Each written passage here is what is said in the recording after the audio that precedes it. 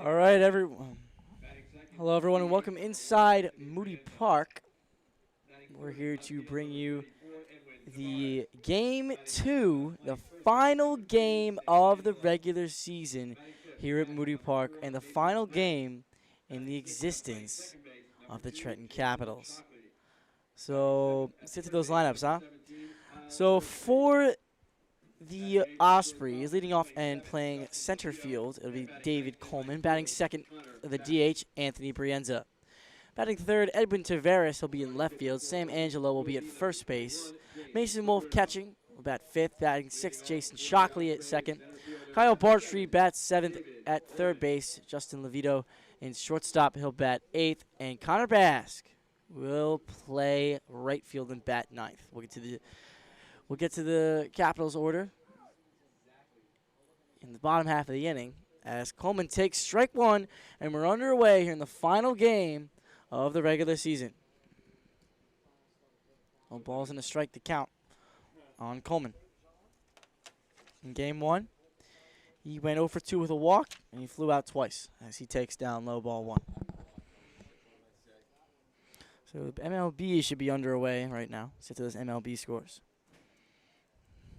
1-1 pitch. This 1-1 and popped up. Over near third base. Hernandez giving chase, but it's out of play. Right now, the Phillies are up 4-1 over the Pirates. Kyle Richards making his first start for the Phillies after he was just traded from the Rangers.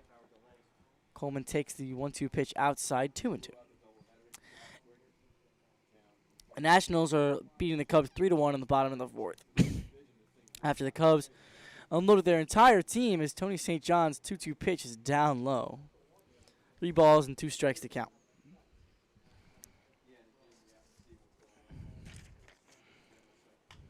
Pitch is fouled off again.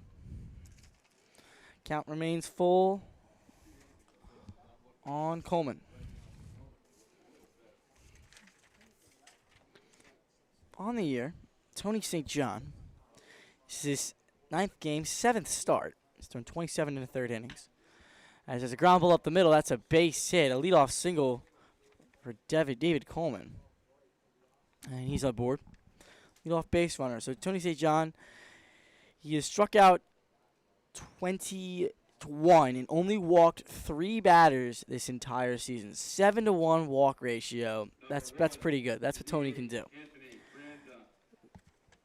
He's just a 3-2 record and a 5.92 ERA.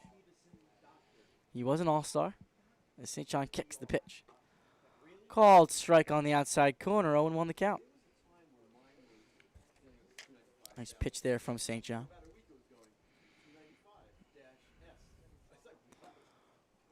0-1 is downstairs and low, 1-1. Brienza played second base in the first game. He singled, grounded out to second, and struck out looking. As Coleman takes his lead off first. The pitch. Called strike on the outside corner.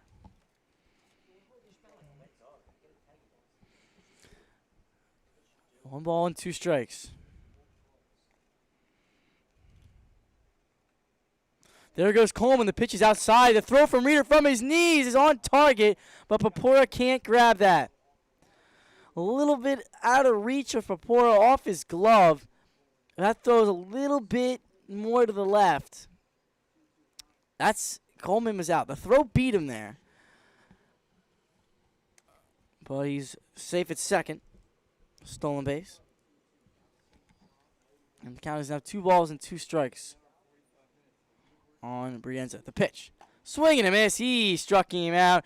Tony St. John gets Brienza down swinging. That's his first strikeout of the game. And there's one away here in the top of the first inning. Rain continues to come down. Moody Park, again, final game of the regular season. Neither of these teams will make the playoffs. But it's nice to see them here just playing a game of baseball. As Tavares fouls one away to the right side, 0-1. Tavares did not get the start in game 1. But he did. Actually, he struck out in game 1. Brienza was only 0 for 2, or 1 for 2, rather.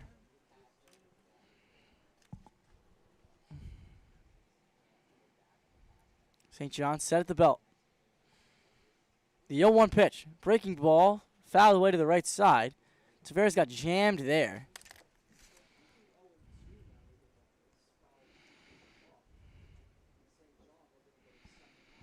St. John trying to get the second out of the inning here. He's got Tavares down 0-2.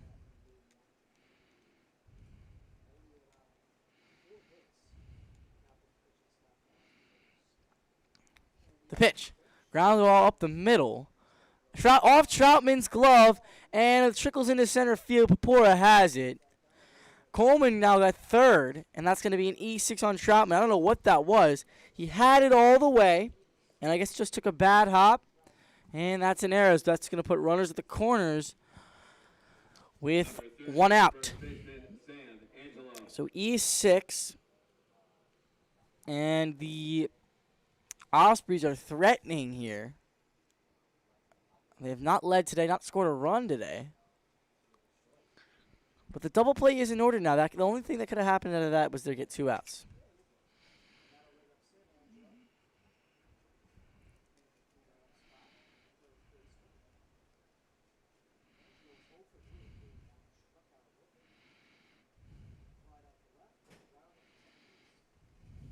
The pitch. Swung on and fouled away to the left side. Chasing is Hernandez, but it's out of play. No score here in the top of the first inning. The Ospreys are threatening. Tavares at first, Coleman at third. Angelo down in the count, 0-1 to St. John, who's pitched well so far. He set the pitch. Swung on and popped up. Going out to shallow left is Hernandez, ranging over towards the tarp, and he makes a catch. Wow, falling back to his left. Now Tavares is in a rundown. He gets the ball. Tavares is in a rundown, and he gets to second base, and there was nobody at second base. And I was thinking real quick, why didn't throw the ball back to first? But then I remembered he tagged. But Tavares able to tag from first base on a foul pop to the third baseman. You don't see that much. Again, I've said it once. I'll say it a million times. You see something new here every time out at Moody Park, and it's been like that all summer long. So 2 outs, runners on second and third. Sam Angelo up to bat. He takes Mason Wolf up to bat, actually, and Mason Wolf takes a strike. Count is 0-1. Wolf and I actually played together while we were on the New Jersey Niners playing for Rob Maida. He's at Monmouth. The pitch. Outside. And I'm in the booth, so we'll say that's how our skills compared. So 1 ball and 1 strike on Mason Wolf. He swings and sends one out to right center field, but that's going to be out of play.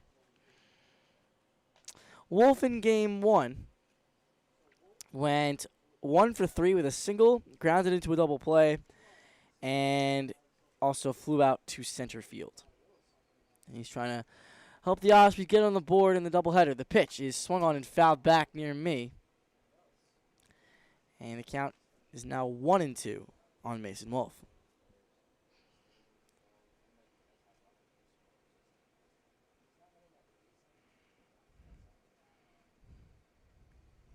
St. John set, trying to get out of the inning unscathed. The pitch. Breaking ball, grounded to third base. Hernandez bobbles it, has it, throws across in time to get Mason Wolf. And Hernandez bobbled it not once, not twice, but 3 times, grabbed it, and made a strong throw to first base, and the inning is over. No runs on a hit, 1 error, and 2 were left. We go to the bottom of the first. No, Ospreys nothing, Capitals coming up.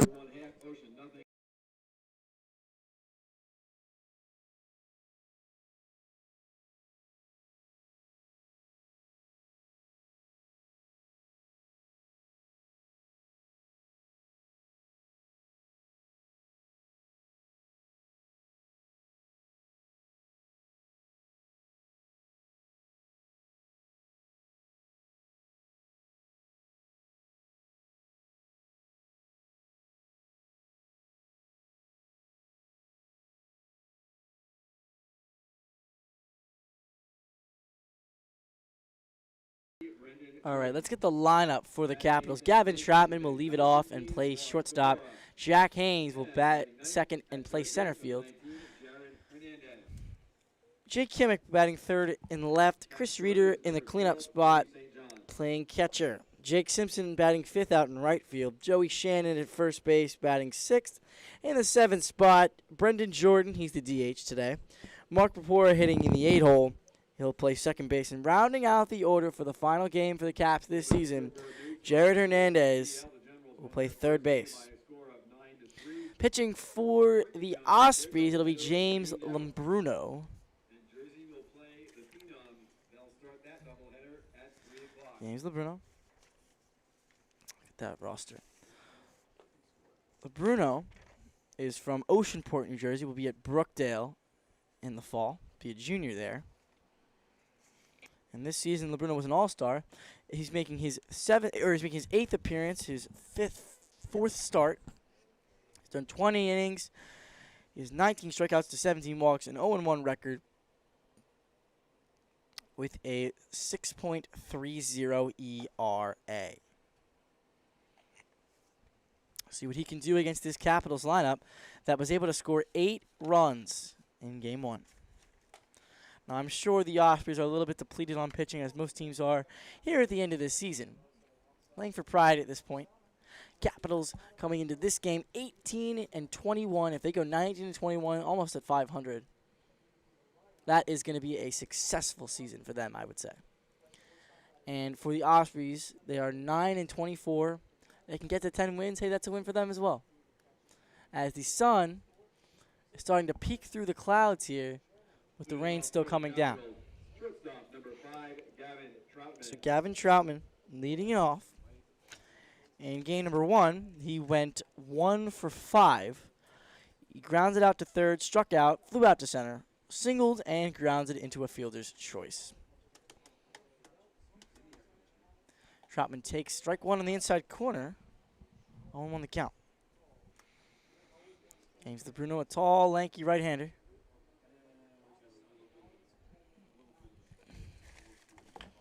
And that's swung on and popped up. Little dribbler, shortstop, and Troutman is going to be retired. It'll be in time. They get the shortstop, and there's one away. And you're in the bottom of the first inning. That's going to bring up Jack Haynes. 6-3 on the putout. Haynes in game 1 went 1 for 3 with a single, a walk, strikeout, and a flyout to center field.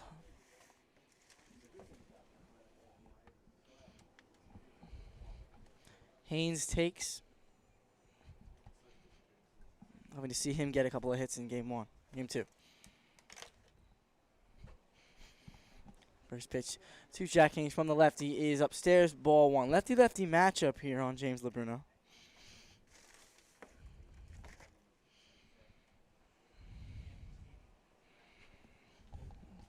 The pitch. Haynes swings and fouls it off. Count moves to 1-1 on the center fielder. Jack Haynes has made so many great defensive plays this summer. He cracked on every ball in center field. I mean, he gets a great jump as the 1-1 pitch is down low. He's not actually all that fast, even though he looked fast to me in high school. But he's got a plus speed. As the 2-0 pitch is ripped up the middle. That's a base hit from Jack Haynes, and that was loud off the bat. And there is one runner on base with 1 away here in the bottom of the first inning. Jack Haynes sent that shooting up the middle, got past the second baseman, Shockley, and his center, and he's aboard with a 1-out single. And here comes Jake Kimmick as the Caps try to take another early lead here today.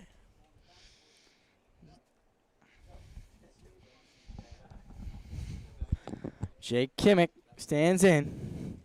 Got a couple of hits. In game 1, he went 2 for 4. Two singles, a strikeout, and reach on an error.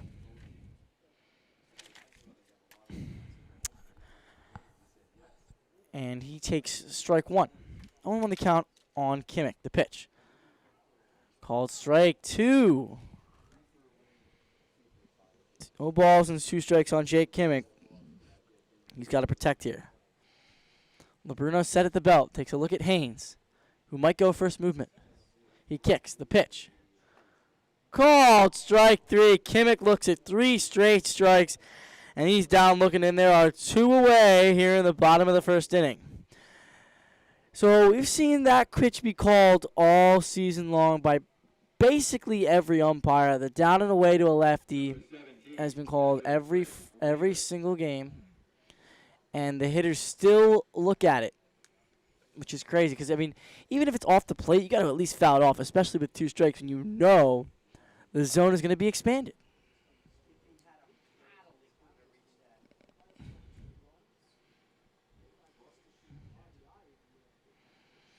Reader hitting up here with Haynes on first.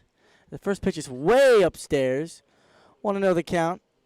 As Haynes looked like he might have been trying to take second base, but the pitch was too high. Reader has had a fantastic second half of the season. In game 1, he went 1 for 2 with a walk, single. And he flew out, actually 2 singles, and flew out to center. 2 for 3. 2-0 on Chris Reader.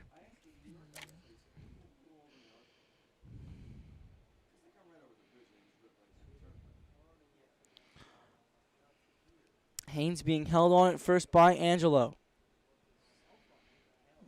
Not many lineup changes for game 2. The 2-0 from LeBruno. Reader takes. That's a strike on down and in. And that's what we've seen every time. Down and into a righty, down and away to a lefty. It's been called by, I think, this umpire every single time. So 2-1 on Reader. LeBruno checks Haynes at first, and Reader started to square. There was 2 outs. I think he was trying to just see if he could get him to balk, maybe get Haynes over to second base in his scoring position. I've seen that before. I've seen that, square on a bunt, gets the pitcher off guard. Oh, Haynes is going. Throw to first. Throw back to second, and Haynes is going to be safe. Levito at short was behind the second base bag, and Haynes' foot got there after the throw beat him. So that's going to be a stolen base for Jack Haynes, his 12th of the year. And he's aboard in scoring position for the 4-hole hitter in Chris Reader.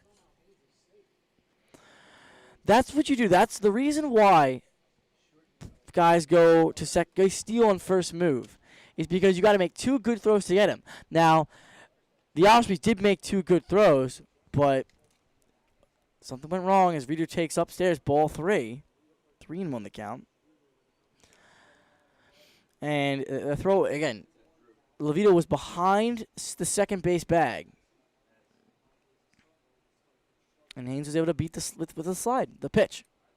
Reader takes ball 4, and that'll put runners at first and second for Jake Simpson. That's the first walk of the day for James LeBruno. But we know he's going to walk a lot of batters because his walk to strikeout ratio is close to 1. So for every strikeout he's going to get, he's going to collect a walk as well. So runners at first and second here. Still only 2 outs. The pitch. Simpson takes strike 1 on the outside corner. And if LeBruno can locate that spot all day, he's going to have success because that's pretty much an unhittable pitch. That's honestly not a strike. The 0-1. Swung on. A breaking ball that's popped up. Going out is Barchfield. And he'll make the catch.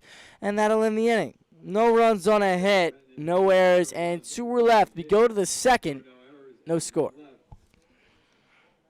After 1, Ocean, nothing. Trenton, nothing.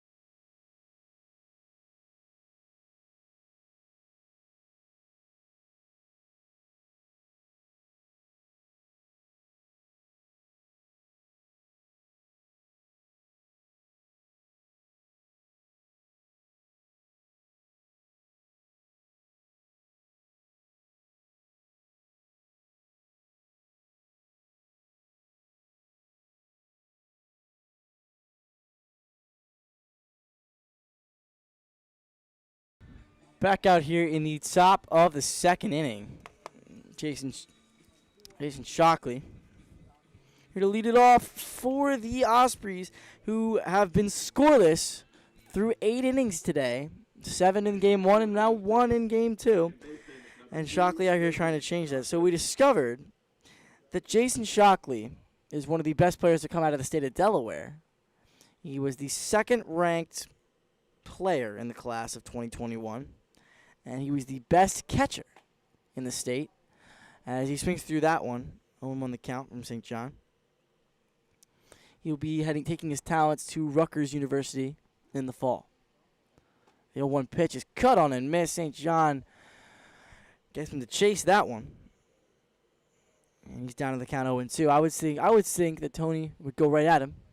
As another breaking ball is grounded down the third base line, but it's going to go foul. So the count stays 0-2. Shockley, Bartfried, and Levito, 6, 7, 8 in the order. And you're in the top of the second inning. No score. St. John kicks the pitch.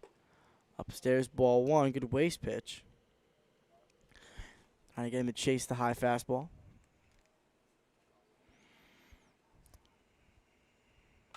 Pitch for 1-2 pitch is grounded to second base. It goes right through Mark Papora's legs. Rounding first, heading for second is Shockley, and he is going to be out. Nice throw there. And Shockley is retired at second. That'll be an error. And nice throw by Jack Haynes to get Shockley. So I'm going to give him an E4 on Papora. E4, but then 8-4. And here comes Kyle Bartfried as there's one away here in the top of the second inning. Bartfried came in to hit for Matt Choi in the fourth inning. He went 0 for 1 in game 1. Pitch is swung on and fouled away to the right side. Bartfried, a left-hander, not wearing any batting gloves, which I always love to see. I always think it looks really cool not to wear batting gloves.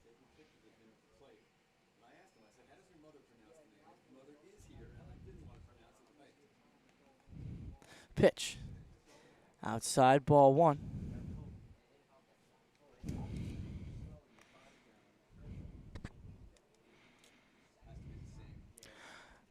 One on pitch to Bartfried is in there for a called strike. And Tony St. John has him down in the count, 0-2. The pitch. Swung on. Sent out to center field. Haynes underneath of it. Comes in a few steps. And he's going to make the catch. And just like that, there are 2 away here in the top of the second inning. And here comes Justin Levito. Justin Levito, the shortstop in this game, as he was in the last game.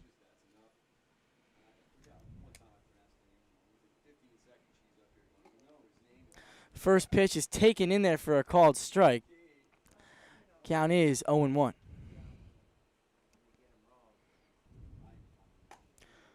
One pitch is in there for a called strike. St. John pounding the zone today using all of his pitches, keeping these Ospreys off balance.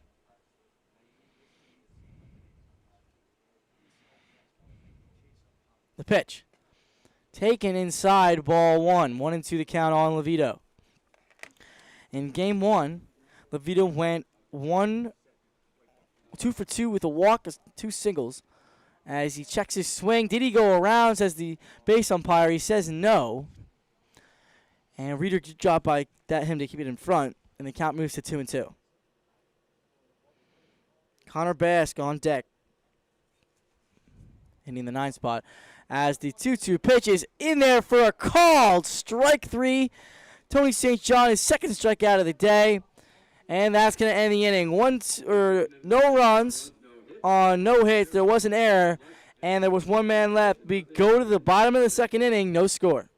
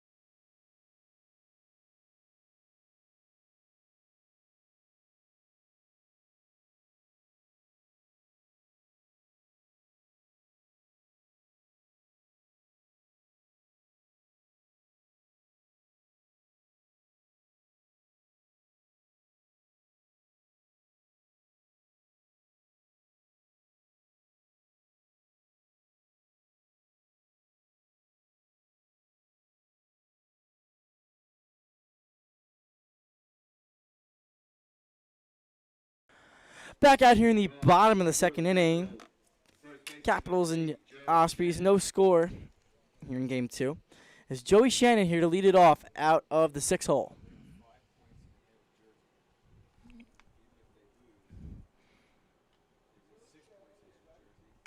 Pitch is swung on, grounded to shortstop, off the glove of Levito into left field.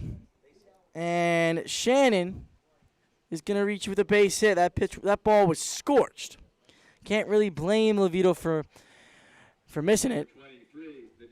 And Joey Shannon's on with a leadoff single. We got a leadoff base runner, and here comes Brendan Jordan. Moved down to the 7th spot tonight, or today, I guess. It's only 3 o'clock. LeBruno comes set. Pitch. Jordan swings and fouls it away to behind the plate. Count is 0-1.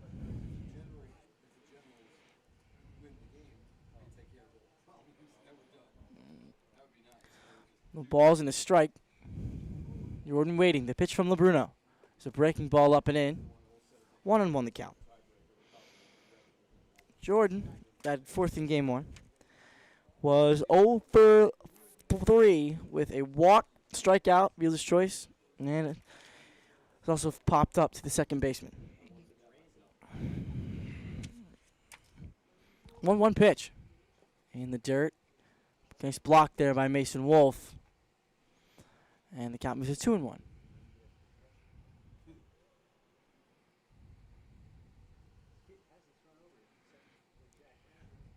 Jordan waiting. The pitch. Down and in. Ball 3. Let's get some MLB scores in here. So, 4-1 Phillies, middle of the 6th inning. Kyle Gibson has come in and done so well as Jordan walks. He's given up 2 hits, 1 run, 2 walks, 3 strikeouts, and he's collected his 1,000th career strikeout. So congratulations, Kyle Gibson. He's also scored today. 6-1 game. And here comes Mark Papora. He's got runners on first and second with nobody out. Mark swings and sends one in the air, but it's going to be second baseman. Shockley's going to catch it, and he's out. There's 1 away. And here comes Jared Hernandez. Just 1 away. First runners on first and second. The pitch. Down low, ball 1. Hernandez had himself a day in game 1. He had 2 hits, 2 for 3, and a walk. 2 singles, scored a run, flew out to center. LeBruno kicks the pitch.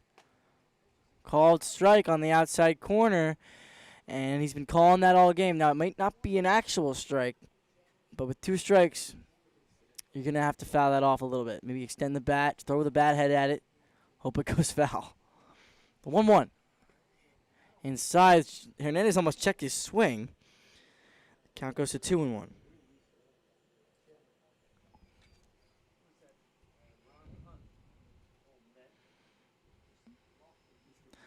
Another baseball scores. The pitch to Hernandez is outside, called strike.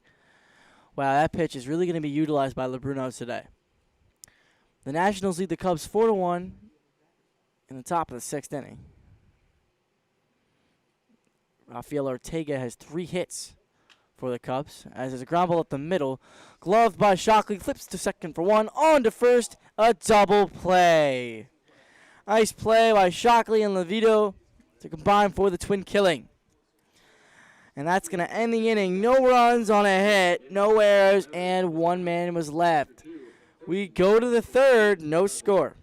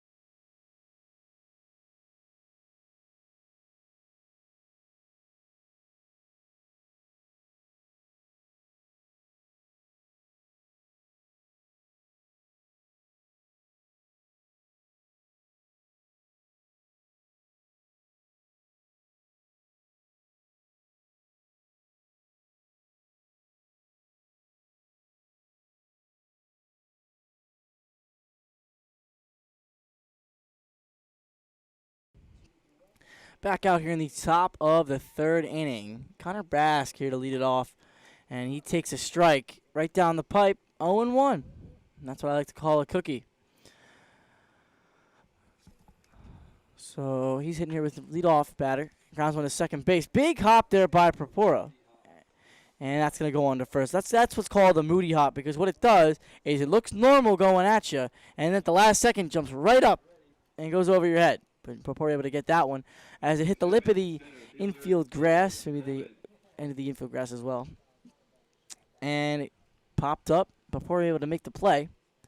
And there's one away in the top of the third. 4-3 on the putout.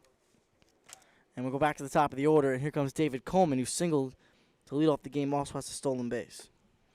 And he takes down low, 1-0 the count to Coleman.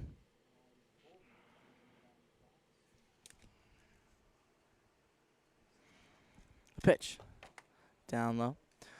St. John, 2 strikeouts through the first 2 innings.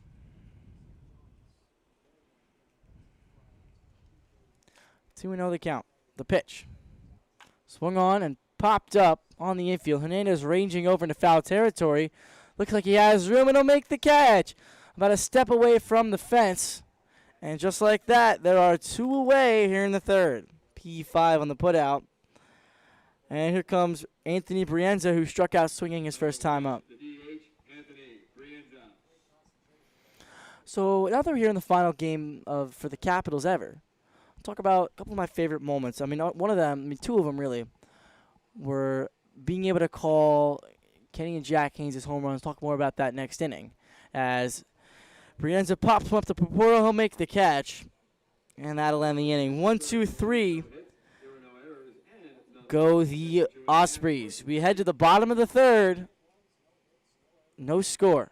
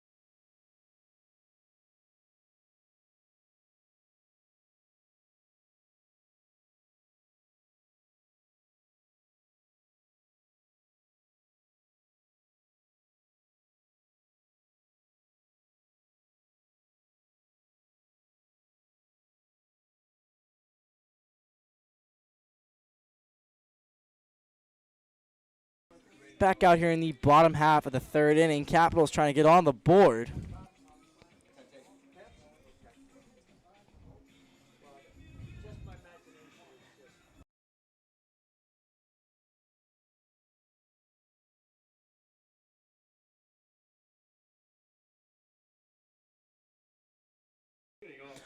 And we have some news here in the ACBL. The Trenton Generals, if they hold on, they're leading 8-2 in the 7th. If they hold on, they will be division champions and get a first-round bye in the playoffs. As the Capitals are, Troutman's going to lead off here for the Capitals. He takes ball 2-0 on Gavin Troutman. He grounded the shortstop his first time up. So, again, I'm going to talk about the thing I was talking about at the end of the top of the third. So, one of my favorite things that I've seen this year for the Capitals, as Troutman takes way inside, almost runs in and gets him, is that I was able to call 2 home runs by former teammates of mine, former high school classmates, Jack Haynes and Kenny Tagliarini. And that was a cool experience because Kenny and Jack and I have been talking about that for a couple of years now. Maybe that would happen someday. The 3-0. Troutman takes a strike on the inside corner, 3-1. And to finally be able to do that, I got a little bit overexcited for them.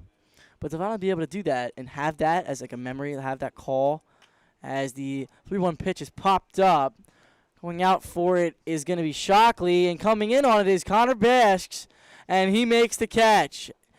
F9 on the putout, and Troutman's put away, and there's 1 away here in the 3rd. And here comes Jack Haynes. Be cool to see him hit one now, but wishful thinking. I already got my wish because that was the one thing I wanted out of this whole experience, to be able to call a home run by Kenny and Jack. The pitch. Outside. 1-0 from LeBruno. And Jack and I, friends at school, seeing him run all those balls down, it's just really cool to see as he takes down and away, strike 1. And that pitch down and away has been really frustrating these left-handed hitters, and for good reason. It's frankly not a strike, but can't really do much about it now. The 1-1 pitch from LeBruno is swung on, a little chopper to first base. Coming in forward is Angelo. He grabs it, steps on the bag, and there are 2 away. 3 unassisted for Jack Haynes, and that'll bring up Jake Kimmick. Kimmick is 0 for 1 today. He struck out looking on one of those terrible down and away fastballs his first time up. Here's yet another lefty on lefty matchup for Jake Kimmick and James LeBruno. Another thing I saw that was pretty cool, the Caps and the Gens games were so much fun to call as Kimmick takes outside ball 1. I know that the Generals were sort of the big brother to the Capitals, but there were games the Caps got them. I remember the Caps were down by a couple of runs as the 1-0 pitch comes in and it's swung on and fouled away. I remember the Caps were losing to the Gens. They ended up coming back in the 9th inning of a game and winning. I think it was 11 or 9-8 maybe. I think that was the score of the game. They won 9-8 on a walk-off walk. And I remember just being so bummed because the game was so good. And it just ends on, that's the worst walk-off. The worst walk-off is a walk-off walk. I hated that. And it was so funny. But here comes the 1-1 pitch. It's upstairs, ball 2. And one of Bryce Fremgen's home runs was really far. And that was a cool thing to see.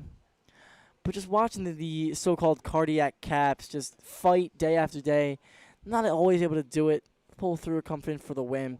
But fighting day after day and watching these Capitals was awesome. So thank you for that, Caps. The 2-1 pitch. Down ball 3. And I'm not going to say I didn't get a little bit frustrated, disappointed in them when you'd see errors. That was a big story about them for the beginning of the season. A lot of errors, a lot of walks even for the Gens and the Caps. As Jake Kimmick swings through that one, count runs full. I always love to see the chirping between the Gens and Caps. I know Brett Young got mad about it one game as the Gens were chirping all the time, and he wanted to defend his team. As Kimmick fouls one back. Being the manager of a team when you got so many kids on both sides that know each other, it was a really weird experience.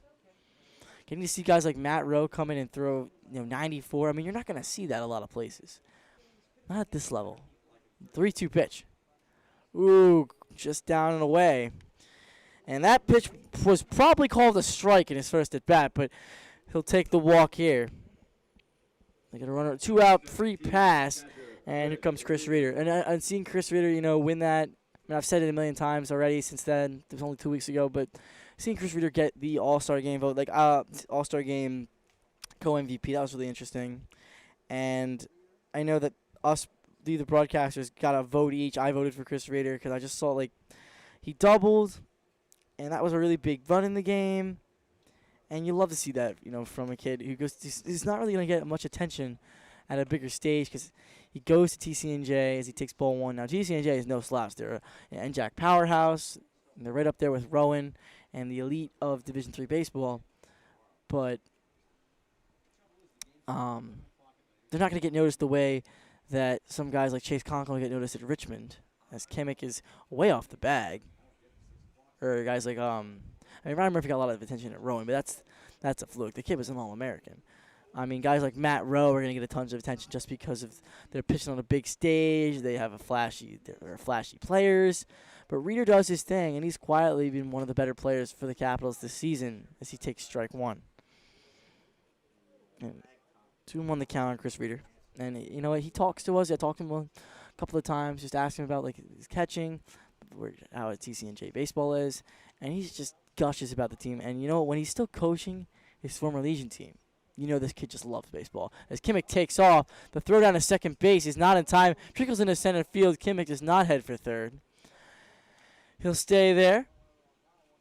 And count moves to 3-1. And I would like to see Reeder get a nice base knock here. Love to see the Capitals get a win in their final 2 games. Final 4 games, actually. As they swept the Phenoms yesterday. Or no, they did not sweep the Phenoms yesterday. The 3-1 pitch is popped up. Going out for it is Shockley. He'll make the catch. Caps won the first game of that doubleheader and lost the nightcap. As the inning is over. No runs on, no hits, no errors, and 1 man was left. We go to the 4th. No score.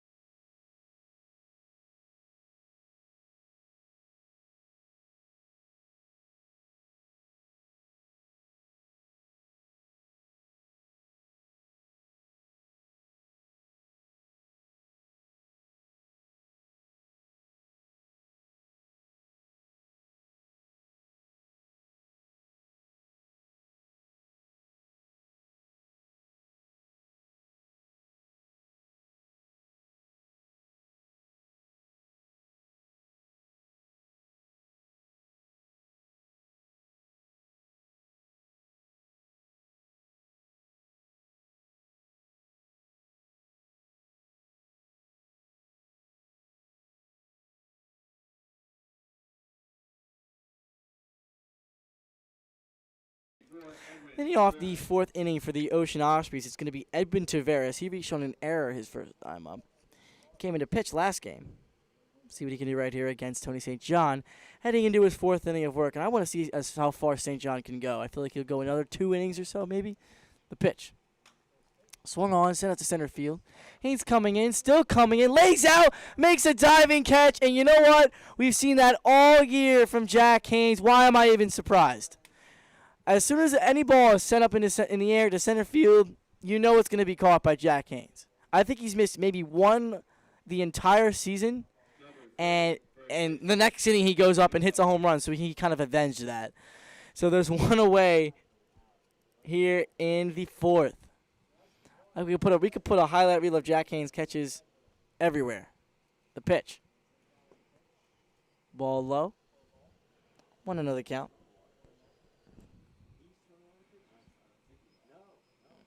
2 outs here. The pitch. Swung on. Ripped to right field. That's going to get down and go into the corner. Over to pick it up is Simpson. As Angelo rounds first, heading for second. He'll get there standing. A 1-out double that was absolutely smoked by Sam Angelo. And he'll be aboard with only the 2nd hit of the game for the Ospreys. Number 4, the catcher, Good piece of hitting there by Sam Angelo. You know, he turned on it, got a fastball on the inner half of the plate, and just sent it down the line into the corner. So now there's one away, runner on second. Here comes Mason Wolf, who grounded to third his first time up. Wolf, a solid player, one of the top catchers in New Jersey in the class of 2020. As he swings and pops one up, and it's going to go out of play behind the plate. Wolf attended Christian Brothers Academy, CBA. Great sports powerhouse, all-boys school up there in Lincroft, often called UCLA. Or no, that's Brooklyn, never mind. The pitch outside. I was thinking of Brookdale. That's called UCLA because it's the university closest to the Lincroft area.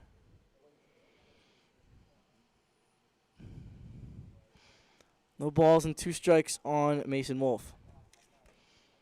He takes down low ball 1.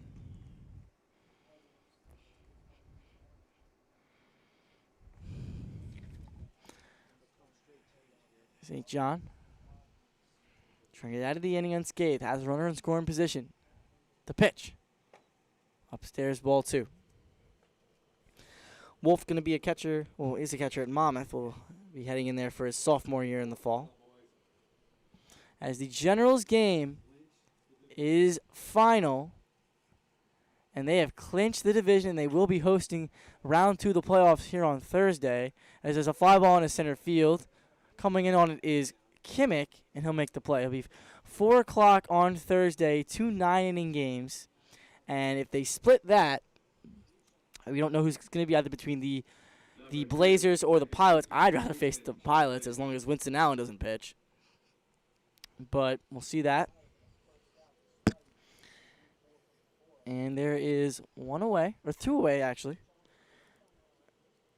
And here comes Jason Shockley, who reached on an error but was actually thrown out, trying to stretch it into basically a double. And he takes strike 1. 0-1 the count. The pitch. Breaking ball. Swung on, rounds it up the middle. That's going to be a base hit. Haynes comes up throwing. The throw to the plate is not in time. It's cut off by Joey Shannon. A run does score. And the Ospreys break the scoreless tie. And they lead it 1-0. As an RBI single from Jason Shockley gets the first run of the game on the board. Number 17, third baseman Kyle Barchfried. Here comes Kyle Barchfried.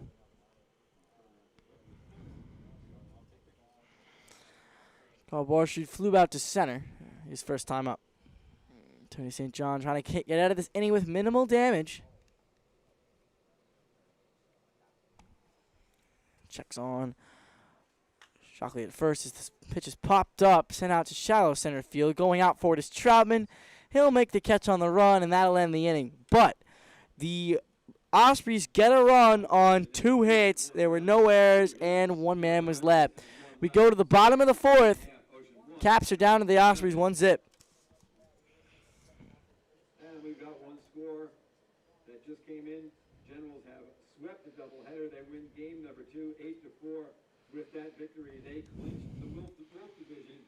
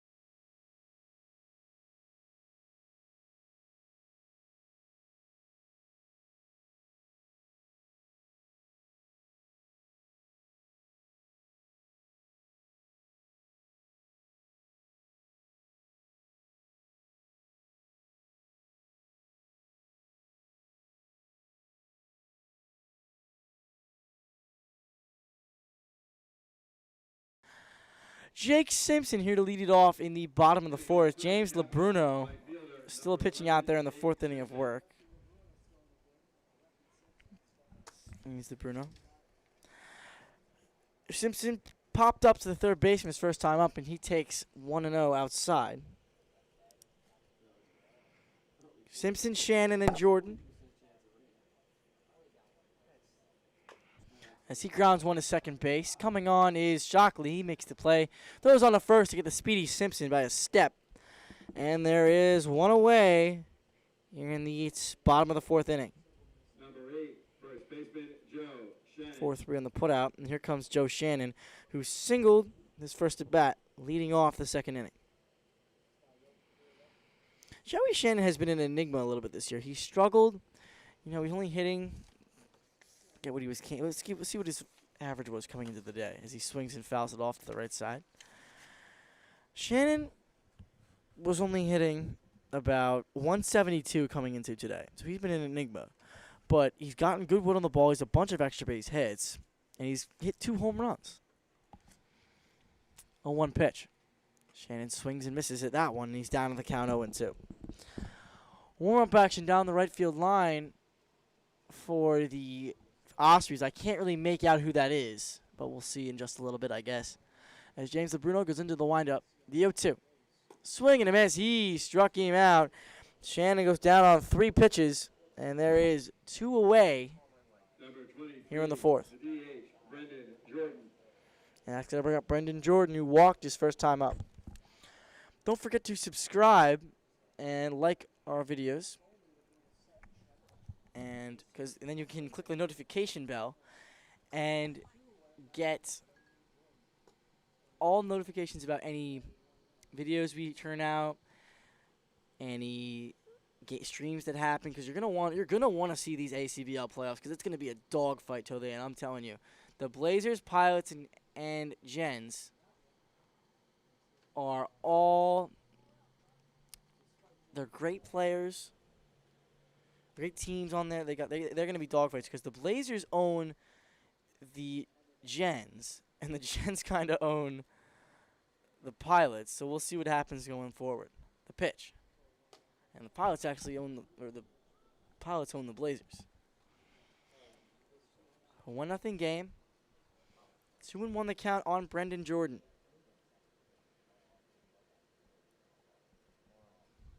He turns the pitch. Jordan takes a strike right down the pipe. I don't know what he was looking at.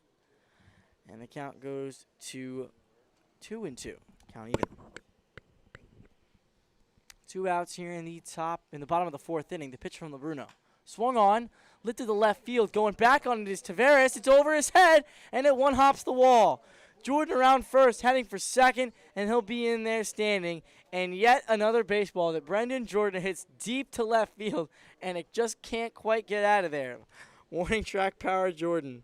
That's his nickname. So he doubled his first hit of the day. And there are still 2 away, but there's a runner in scoring position.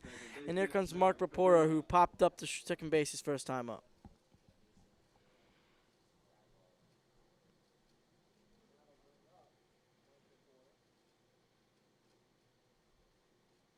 The pitch. It's going to be a called strike.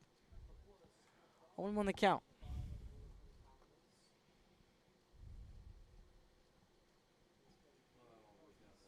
Papora waiting on LeBruno. Breaking for third is Jordan. The pitch is low. The throw down to third. It gets into left field. Jordan is racing for home. He hesitated. The throw from Tavares is on line, but it's over the head of Wolf. And Jordan's going to get in there safely, and this game is tied. Good idea by Brendan Jordan to steal third. Now, you don't usually do that, as it's kind of the cardinal sin of baseball to get thrown out at third for the final out. But he made the gamble, and it paid off, and it's a 1-1 game. And Papora now up 2 outs and nobody on. 1-1. The pitch from LeBruno. Papora takes upstairs 2-1. That's a huge break for the Caps. And you'll love to see it. The pitch. Upside and high. 2-2.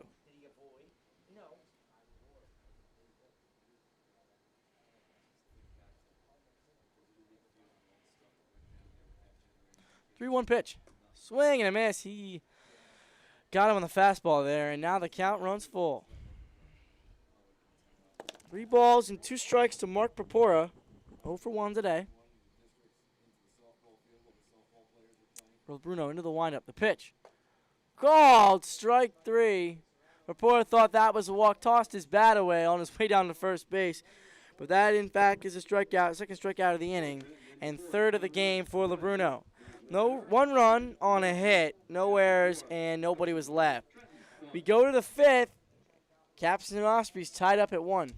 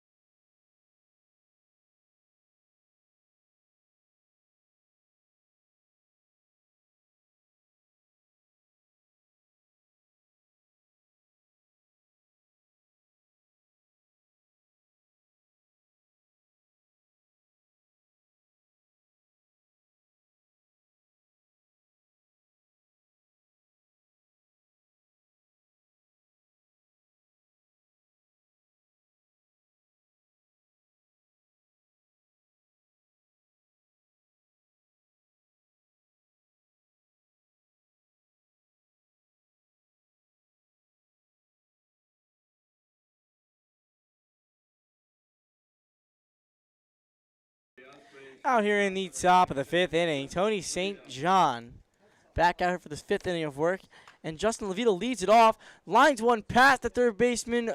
Hernandez into left field. That's a leadoff. First pitch single for Justin Levito, and he's aboard. And that's going to bring up Connor Bask. Levito really laced that one in there. And when you're in your about to be in the 3rd time through the order, you got to start thinking about whether Tony can continue. No, still nobody warming up, so I think this might be Tony's game. I mean, let's see who they have listed as pitchers. I mean, they sent us a lineup. We'll check that picture.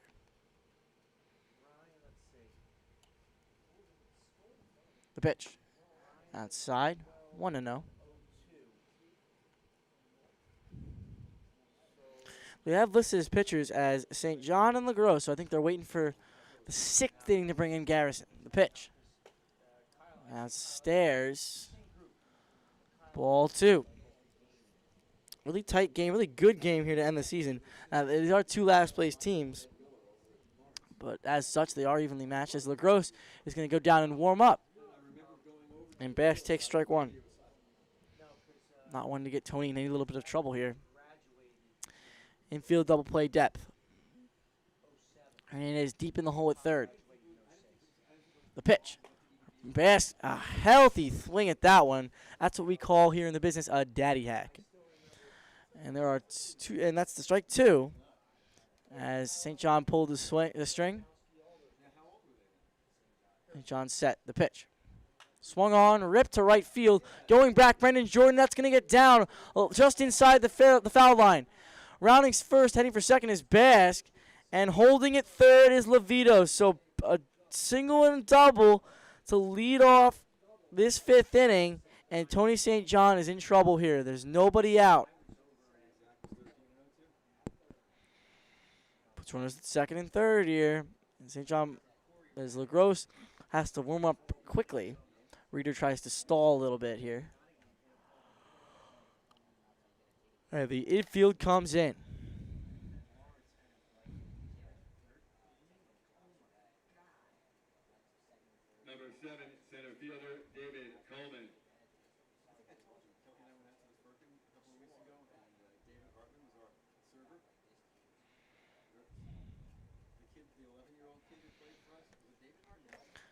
Infield in. Basket 2nd. Levito at 3rd. And we're back at the top of the order with Coleman, who's 1 for 2 today as he takes a strike on the outside corner. 0-1. No balls and a strike.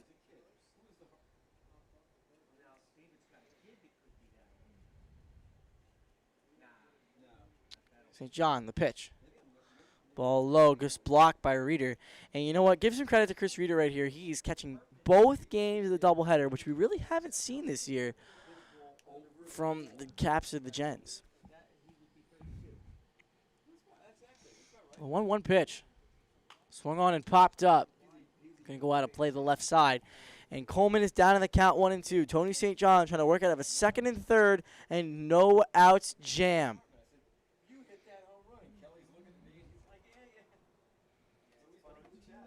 St. John into the windup. The 1-2 pitch.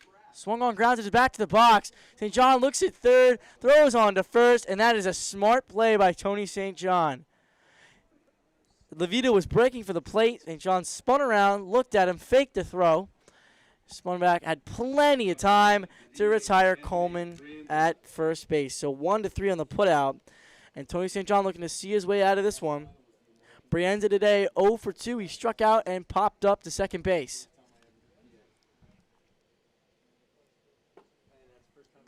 And he takes strike one on the inside corner. 1-1 the count. And John has his sign from Reeder. He kicks, he comes home. Swung on and grounded, foul. And just like that, Brienza's down in the count 0-2.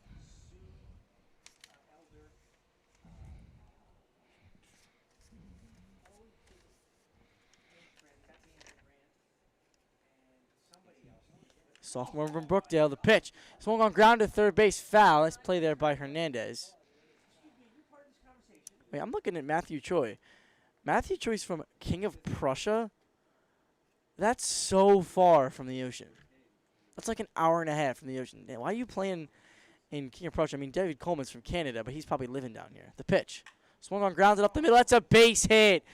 One run is in. Rounding third, heading for home is Connor Bass. The throw from Haynes is cut off, and he's going to score. And a 2-run go-ahead single for Brienza. And now the score is 3-1 Ospreys. Nice piece of hitting there by Brienza. Smacked it right back to the box. Went right through St. John's legs. And that scores 2 runs as Edwin Tavares swings at the first pitch and pops it up, but it's going to go out of play. Edwin Tavares. It's a 3-1 game in favor of the Ospreys. The pitch. Swing and a miss. Nice curveball there from St. John. And Tavares is down in the count 0-2.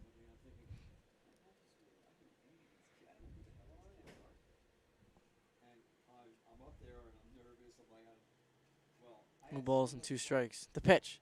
Over to first.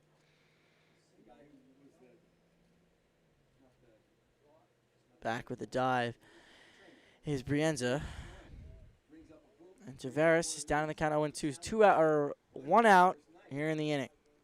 St. John kicks the pitch. Swung on, ripped up the middle. Third hit of the inning. Fourth hit of the inning, actually. And Brienza is going to stop at second. And that ball was rocketed up the middle, and this might be it for St. John. He might have ran out of the gas here.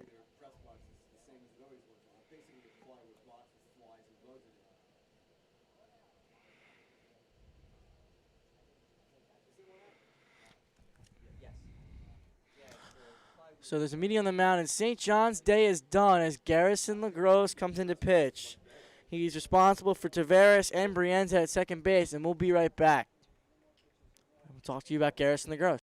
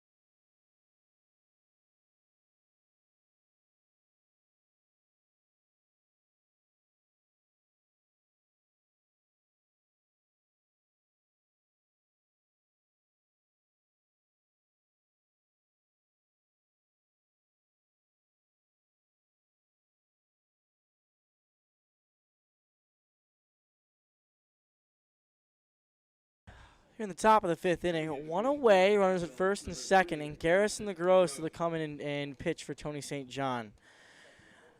LaGrosse has been probably the best pitcher on the Capitals staff. This is his 13th game. He's done 23 innings, striking out 23, walking 10. 8 earned runs, 3-2 record with a save, and 3.13 ERA, and he's here to face number 30, Sam Angelo, who doubled and scored last inning.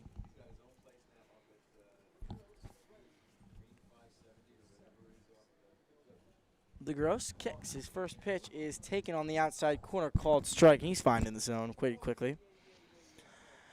And the count moves to 0-1. LaGrosse set, trying to get the final 2 outs of the inning.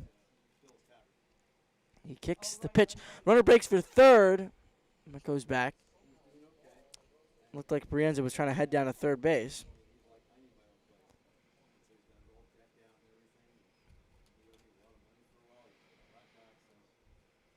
LaGrosse checks second again. The 0-1. Breaking ball. Ooh, nice spot from LaGrosse, but it's going to be inside, 1-1. Angelo 1 for 2. Again, as he said, he doubled, but he also popped up to third base. The pitch from LaGrosse. Swung on, ripped into center field. That's a base hit. Chain's coming out to get it. Rounding third, heading for home is Brienza. He's going to score. The throw goes to third, and running back to second is Angelo, and Hayes didn't hit the cut there. So now it's a 4-1 game. And that's a mistake by Jack Hayes because he tried to make the long throw, didn't hit the cutoff man. Tavares heads all the way around to third, and Angelo's at second. The 5th hit of the inning, the 3rd consecutive. So that'll bring up Mason Wolf, who flew out to left and grounded to third.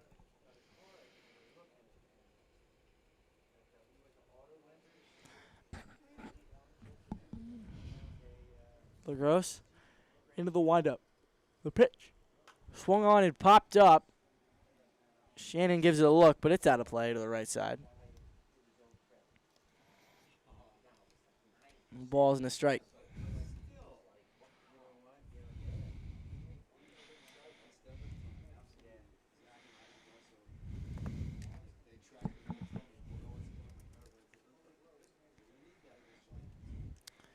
LaGrosse kicks. The pitch is way inside. Almost hits Mason Wolf. And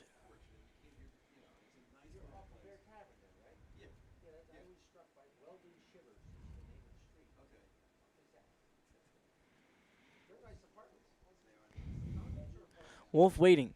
The 1-1 from LaGrosse. The infield comes in as the nice curveball there from Garrison LaGrosse, and Wolf swings right through it. And the count moves to 1 ball and 2 strikes.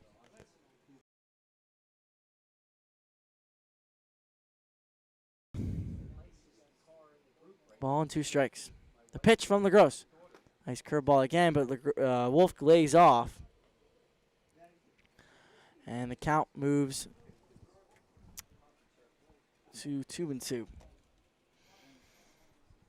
LaGrosse has been a stud today. That run does not get charged him. It gets charged to St. John. As Tavares and Brienza are his responsibility. The 2-2 pitch. Swung on, grounds up the middle. That's a broken bat. Runner will not score as Rapora throws it on to first base in time to get Mason Wolf, who kind of stopped running like halfway to the base. And there's 2 away here in the 5th inning. That's going to bring up Jason Shockley. Number 2, second baseman Jason Shockley. Phillies lead 8-1 in the bottom of the 7th. Kyle Gibson went 6 1/3 in his first outing for the Phils. You have a 5 hits, 1 walk, 1 earned run, walked 2 and struck out 5. As the first pitch to Shockley, he's in there for a strike. Shockley down the count 0-1. The 8th man to bat the inning.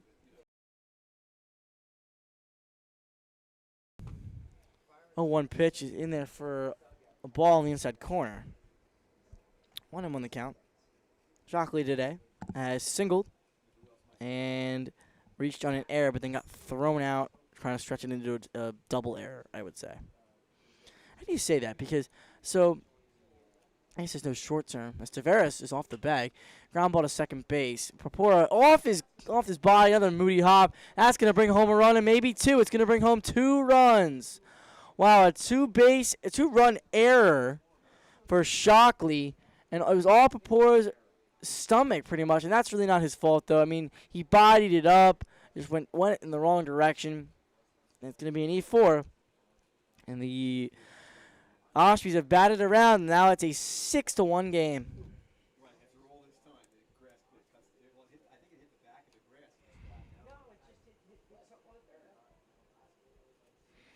Now there is a runner on first and still 2 outs. Bartreed flew out. No, this is not. This is Kyle Bartreed. He has flown out to center and popped up to second. To shortstop, I mean. This is not Bartreed. Oh, this is Bartreed, okay.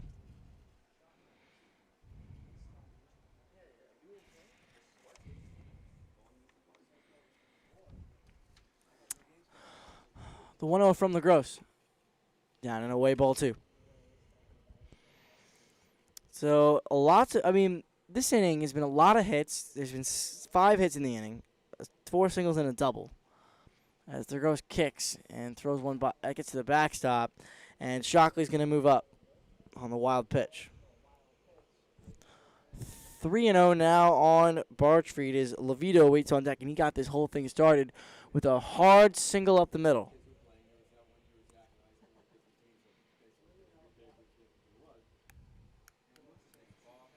The 3-0 pitch.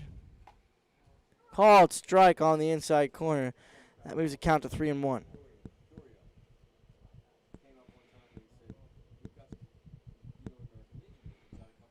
Three balls and a strike. LaGrosse looks back at second. He kicks the pitch. Oh, check swing. Did he go around? Yes, he did, says the home plate umpire. And now Bartreed is down in the count 3-2. 3 balls and 2 strikes. LaGrosse trying to get out of this inning with any more damage. Already 5 runs in the inning. After the Caps tied it up. The pitch swung on a chop to shortstop. Troutman charges, has it, throws across in time to get Bartreed, and that'll end the inning. But the damage is done. 5 runs on 5 hits. There was an error, and 1 man was left. We go to the bottom of the 5th inning. Caps down 6-1.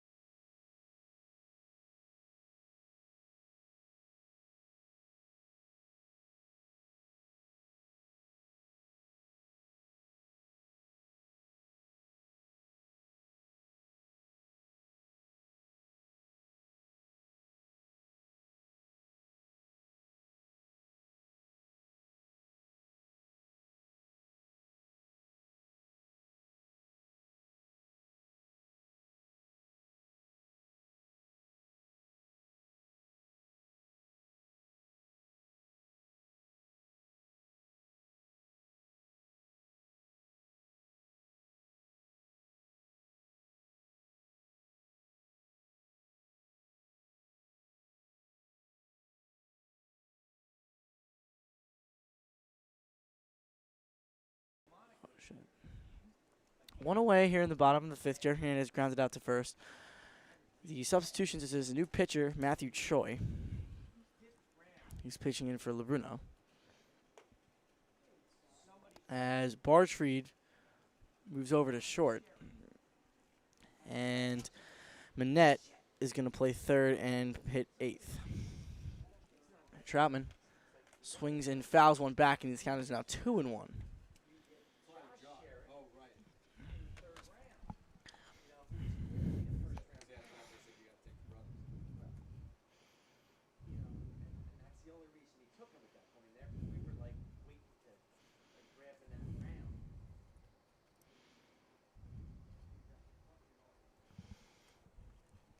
Two balls and a strike to Troutman as the Caps try to come back in the final 3 innings of their final game.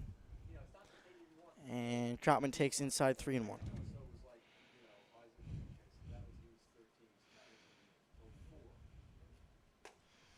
Pitch is called strike, and the count runs full on Gavin Troutman. Troutman today is 0 for 2. He's flown out to, he sends one in the air to right center field. Going out for it is Bask. And he'll make the catch. And there is 1 away, or 2 away here in the inning. F9 on the putout. And that's going to bring up Jack Haynes to hit. He is 1 for 2 today. Well, 1 for 2 in this game.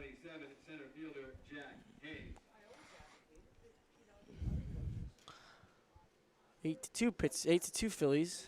As Archie Bradley, well, Kyle Gibson's giving up a run, I guess. 6 2/3 innings.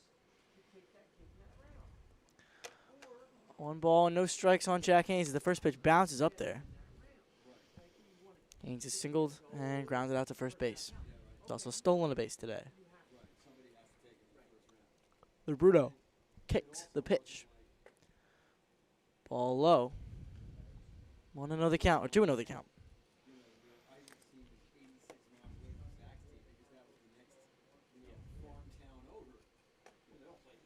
Pitch is taken for a strike, and the count is 2-1.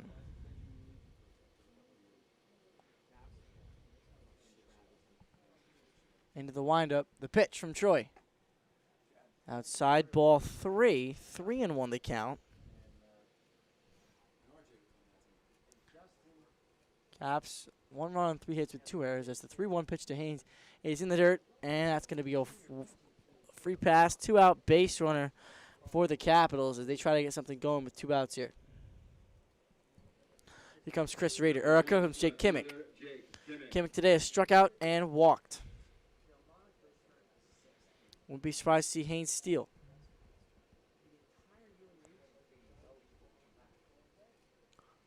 The pitch inside. Kimmick takes.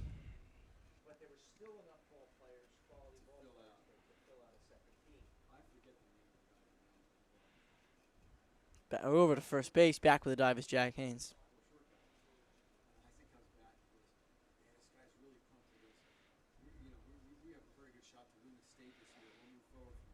The 1-0 pitch. Kimmick, big swing and a miss, and the count moves to 1-1.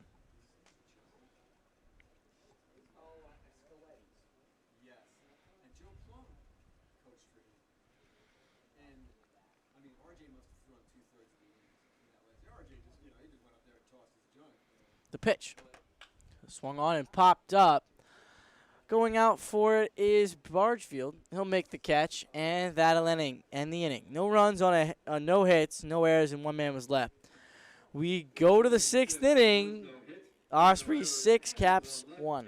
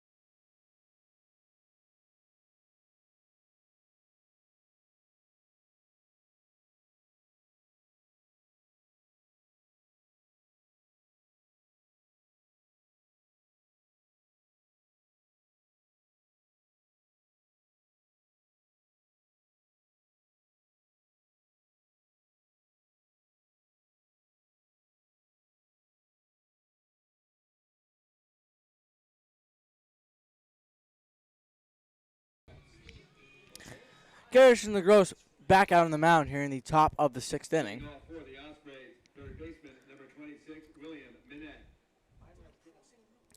William Minette here to lead it off, hitting his first at bat of the day. Justin Levito's day is done. He was 1 for 2 today, as Minette takes outside for a strike, 0-1. In game 1, Minette went 0 for 2 with a walk. He flew out to left and popped up to the pitcher. He swings and fouls that one off, and he's down in the count 0-2.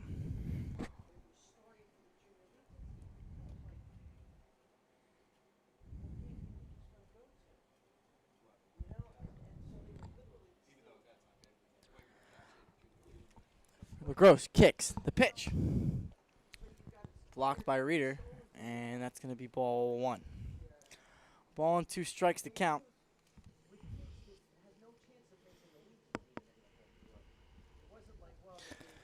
So 2 innings left in the game. Well, maybe an inning and a half, depending on whether the Capitals score a couple of runs or not.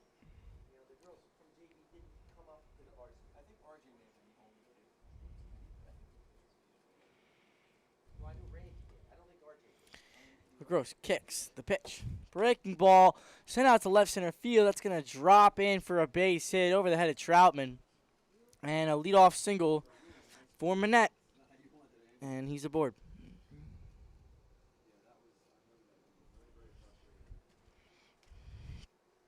Number 35, right fielder, Connor back.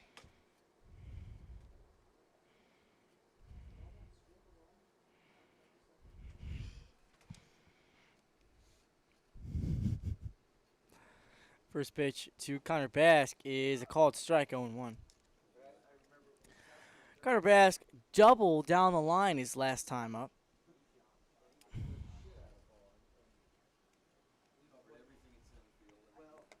The pitch. Ball 2. Connor and I actually played together. We were on the same team. He's a year older than I am. And we played together.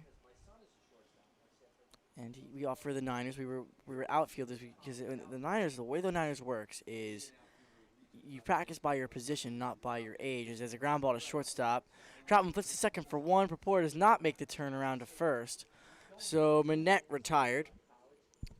Connor on at first. Outfielder's choice, 6-4. So you're split up by positions, and Connor and I were outfielder teammates, and we would always do obviously catching drills. We would do this thing where we would not use our gloves. We have to use our left hand, or your glove hand, I guess. And you got a tennis ball, and you have to make the catch with the tennis ball. Because the theory was, if you could make the catch with the tennis ball, you could make the catch with the glove. And he never dropped the ball ever, as the pitch is taken, called strike, 0-1. He never dropped the ball. We did that for 3 years together. And he called himself the hands of God. He never dropped the ball. And then that one time we actually had a competition about it. The 0-1 pitch. Breaking ball, swung on and popped up. Looked hit well off the bat, but coming in on it is Simpson. He'll make the catch. 2 away. And the one time we did that, he actually lost. The only one time he ever did a competition, he lost, and everyone was making fun of him, and it was just really funny because we knew that he had better hands than any of us, but he just happened to have a bad day. But here comes Brienza, who singled home 2 runs his first time up, and gave the Ospreys the lead. LaGrosse checks on the runner at first. The pitch in the dirt, nice block there by Reeder. So the Wolf division has finished up today. The Generals will take first place. The Pilots will take second place. The Blazers will be in third, and the Caps will finish in fourth. And, just because they finished in fourth doesn't mean they had a bad season. And they would be in second place in the other division. There's just a throw down to first base by Reeder. And Shannon tries to put the tag on.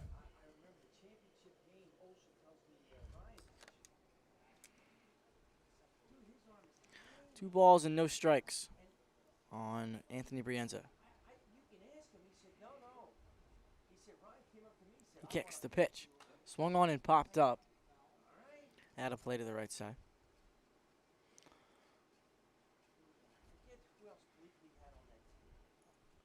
Count moves to 2-1.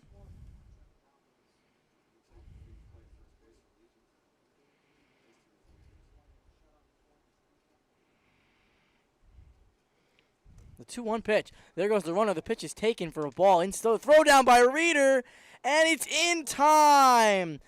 Connor Bash gets thrown out at second base. Great throw from Reeder. Got him from his knees, and the inning is over. No runs on a hit, no errors, and nobody was left. We go to the bottom of the sixth. Capitals still down 6-1.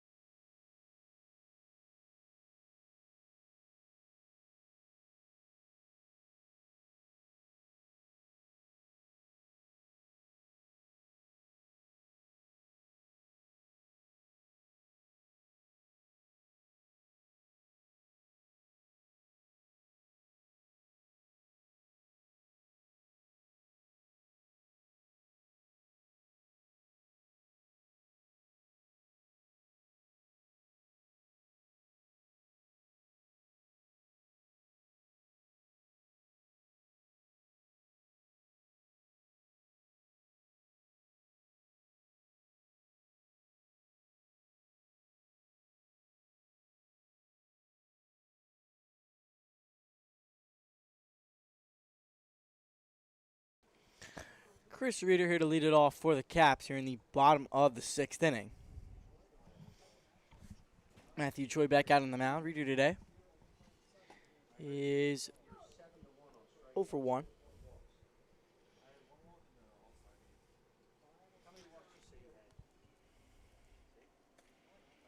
The pitch. Ball low, 1-1.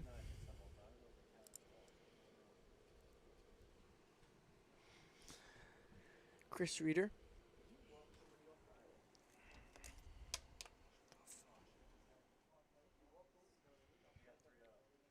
One ball and one strike.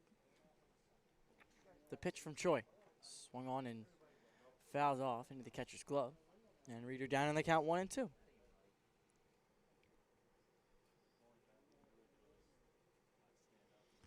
As we close out the regular season here in the ACBL. The 1-2 pitch. It's a breaking ball. Called strike 3. Nice pitch there from Matthew Rowe. And then Mason Wolf throws it over the head of the third baseman, Manette, on trying to do the throw around. And that's the point when you do throw it right back to the pitcher. There's one away.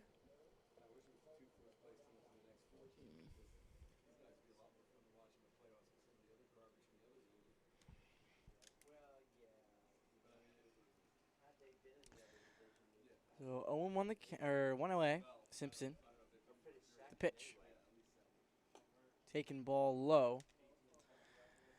Simpson popped out to third today. He's also grounded to second. That's some great speed. The 1-0 pitch. Ball low.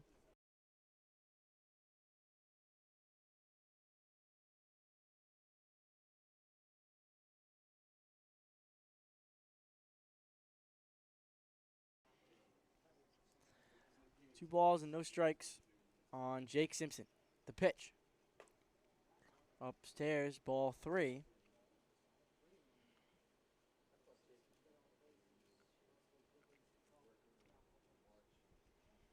And the windup, Choi, the pitch.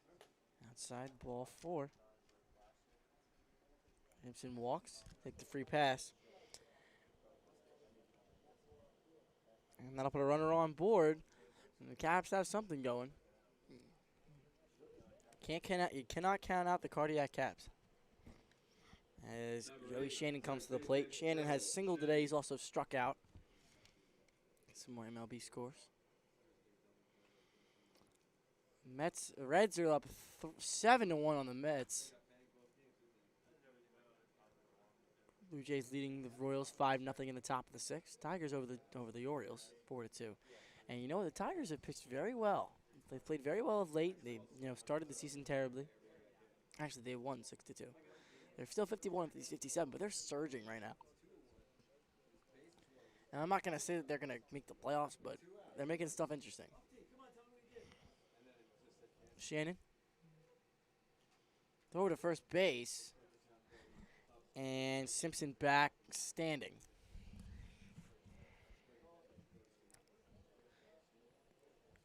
Shannon trying to keep the line moving. The 0-1 pitch. Shannon pops one up, sends it out to right field. Going back on it a few steps is Connor Bask, but he'll make the catch. And there are 2 away here in the 6th.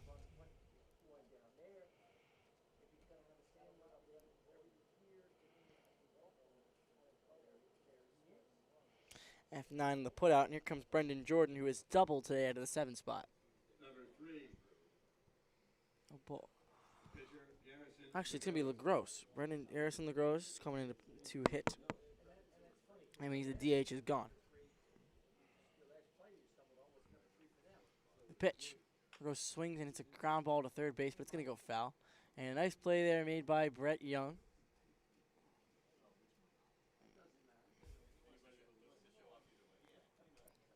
So no balls and a strike. LaGrosse would love to get a hit here. He asking Coach all day, can I get in that bat? Can I get in that bat? Kicks the pitch. Swing and a miss, and LaGrosse is down in the count 0-2.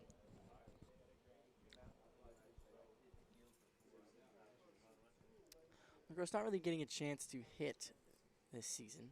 More of a pitcher. Considers himself a dually guy, though. Throw over to first base. Back standing is Simpson.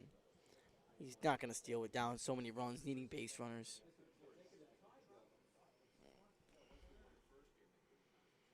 He kicks the pitch. LaGrosse takes outside, ball 1. Wolf gave him a look down at first base, but he's back. Yankees lead the Marlins 3-1 in the 9th. Phillies lead the Pirates 10-2 in the top of the 8th. Cubs and Nationals tied at 5 in the top of the 9th inning. Indians and White Sox tied at 1 as LaGrosse swings at that curveball. Nice pitch there from Choi. And the inning is over. No runs, no hits, no errors, but there was 1 man left. We go to the 7th. Ospreys up 6-1. For Trenton in the 6th. No runs, no hits. There were no errors and 1 left. After 6. Ocean 6. Trenton 1.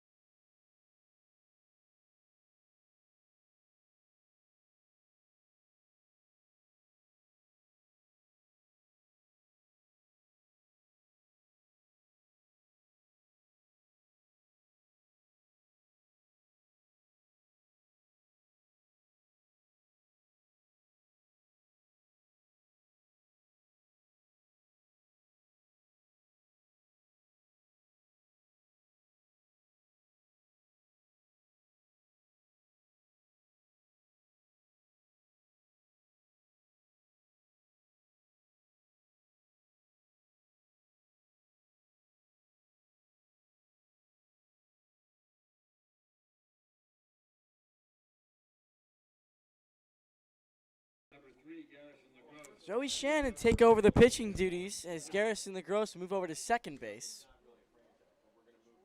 Leading off for the Ospreys, number 3, pitcher Matthew Choi.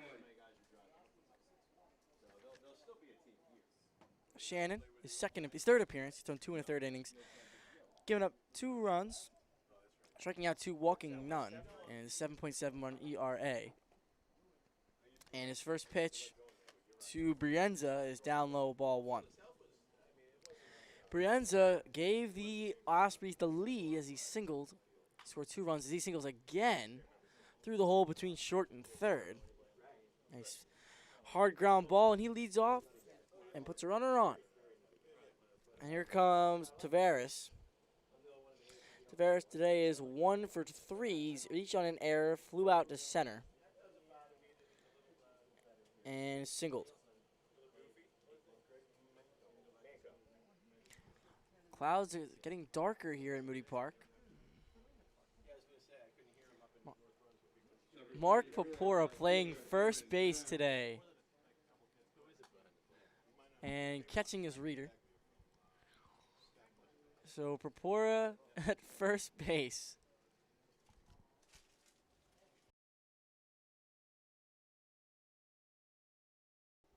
The pitch. Swung on and fouled back.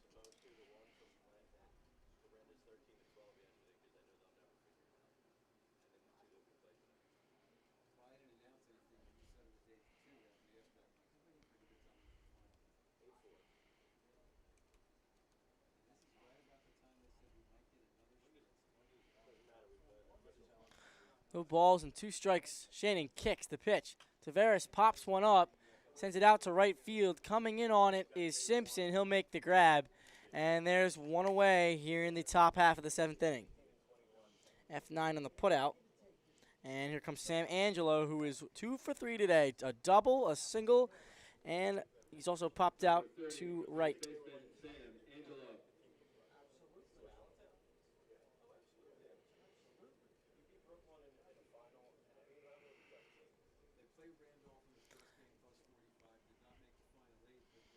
Angelo waiting the pitch. Gets away from Reeder, and heading to second is Brienza, and he's in scoring position with only 1 out as the Ospreys try to get another insurance run.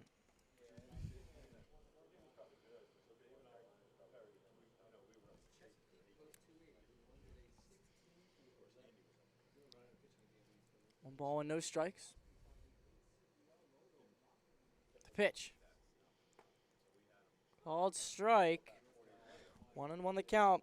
Now Shannon, not really a pitcher, but he's done well. He's done what he's needed to do. They're not asking for much. They're not asking for him to go be Sandy Koufax as the pitch is ripped into right field. Brienza hits a 1-hopper off the wall. Simpson out to get it as Brienza is going to come home and score, and that's an RBI double for Sam Angelo. His 2nd double of the game, his 3rd hit today, and that's going to bring up Mason Wolf. Wolf today is 0 for 3.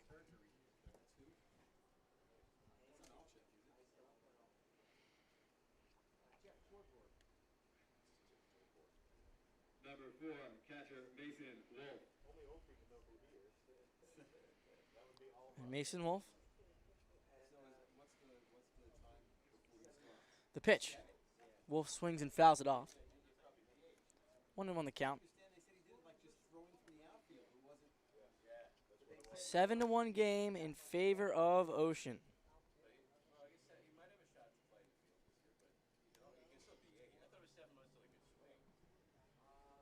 No balls and a strike. Shannon kicks the pitch. It's away from Reeder, and that's going to move the runner up to third base. Wild pitch again.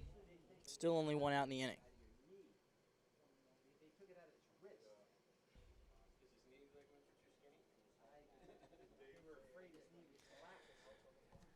Now, the Capitals, again, it's been really fun having 2 Trenton teams here this season. I didn't know that there were going to be 2 teams this year. I thought it was just going to be the Generals when I got the internship, as Shannon kicks and throws. And that's going to be a strike on the outside corner. Count moves to 1-2. Good pitch from Shannon. I thought that I was going to have to travel to every game super far away and call all these games. And I didn't know that. So I ended up finding out that I was going to do all the home games, as Shannon puts in a breaking ball, just missing. Count moves to 2-2. So I'm thankful for these Capitals for making my life a little bit easier. You know, coming in here, I'm having fun. I'm seeing my high school friends all the time as the 2-2 pitch is fouled away to the right side. I'm seeing some old teammates of mine from other teams, though, guys like Mason and guys like Jay Bant on the Matrix, and that's really cool. But being able to just be super close to home, I live right across the river in Yardley. You know, a 15-minute drive from here. So it's just been so nice. The 2-2 pitch is swung on, sent out to right field. That's going to fall in for a base hit. Coming in to score is Angelo, and now it's an 8-1 game. Simpson throws it in. Mason Wolf with his first hit today. Shockley is going to be up now. Jason Shockley, the pride of Delaware, the not number one, but the number 2 player in all of Delaware during the class 2021. As he swings and fouls one off to the right side. The ball is in the strike.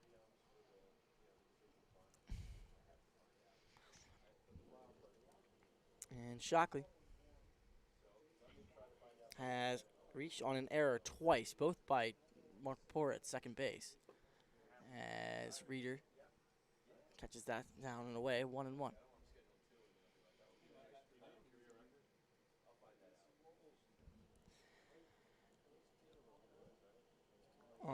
Okay, Shockley also singled in the 4th.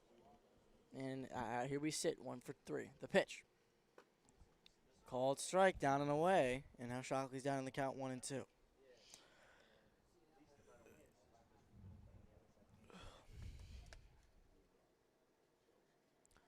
The pitch. Swung on, ripped down the third base line. Hernandez dives, can't make the play. And it goes down the left field line into the corner.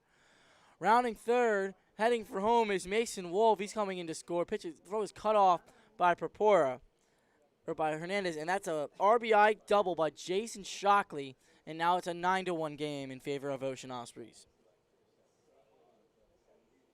And there's been 3 runs scored in this inning so far, and there's still only 1 out. Number 17, shortstop Kyle Bargefeet.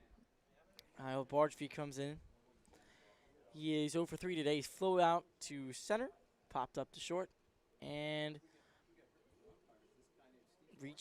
grounded out to short. Bargefeet hitting from the left side. The pitch.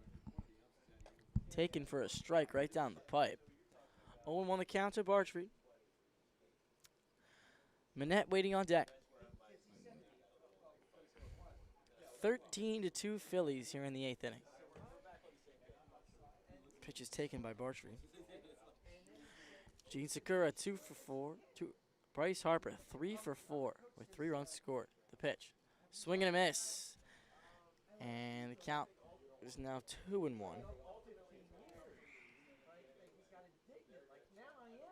On Bargefeet.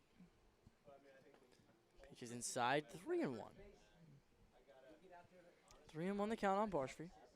JT Ramito a big day, 4 for 5. TD Gregorius 3 for 4. The entire team going off. They have 18 hits today. As Bargefeet swings and misses at that one, he goes down on strikes. And there are 2 away here in the top of the 7th inning. Joey Shannon able to pick up a strikeout, his 3rd of the year. Number 26, third baseman William Minette. And this bring up William Minette, who is 1 for 1 today. He singled in his first at bat as he takes outside, ball 1. I got to tell you, I can't wait for these playoffs. You know, it's for a chance to call a team as there's a ground ball to third base. Hernandez boots it, throws across, and it goes, it's in time. Propora held on. He thought the ball was going to go over his head, and he makes the play. No, 3 runs in the inning on 3 hits. No errors, and 1 man was left. We go to the bottom of the 7th. Last chance time for the Caps in their entire existence. Go to the bottom of the 7th. Ospreys lead 9-1.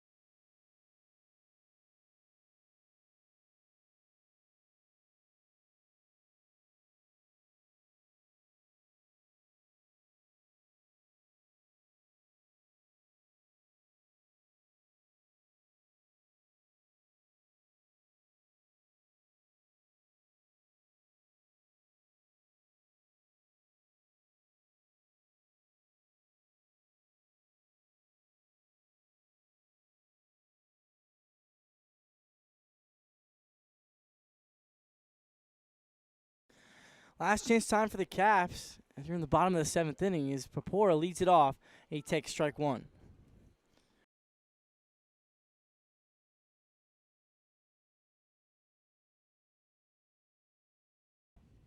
The 0-1 pitch. Outside ball one.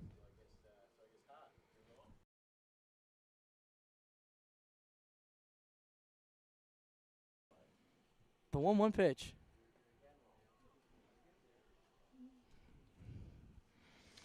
2-1 the count on Papora.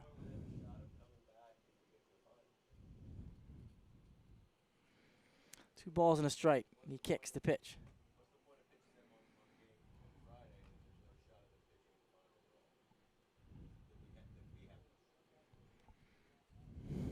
3-1 to Papora.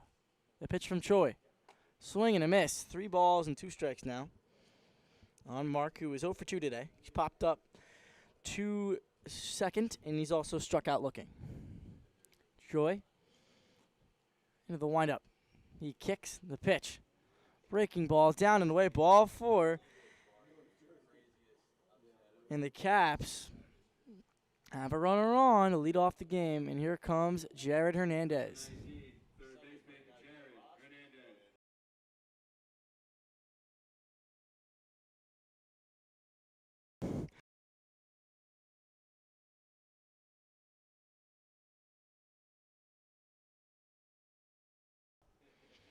Want to know the count as the pitch gets away from Wolf.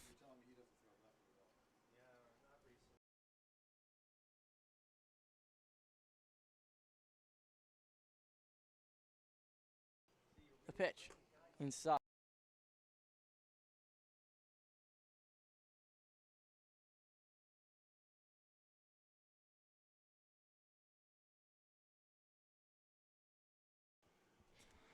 We know the count. The pitch. Ball low. 3-0 on Hernandez. And Matthew Choi walking these guys. 3-0 pitch is upstairs. Ball 4. Back-to-back walks for the Caps, and they got something cooking. And I wouldn't put it past this team to come back from 8 runs down in the 9th. Or in the 7th, I guess. Number 5, shortstop, Gavin Troutman. The pitch. Outside ball 1. Troutman takes. Troutman today is 0 for 3. He's fly to right twice and grounded to short. Joy looks back at second. He kicks the pitch. Called strike. 1-1 the count.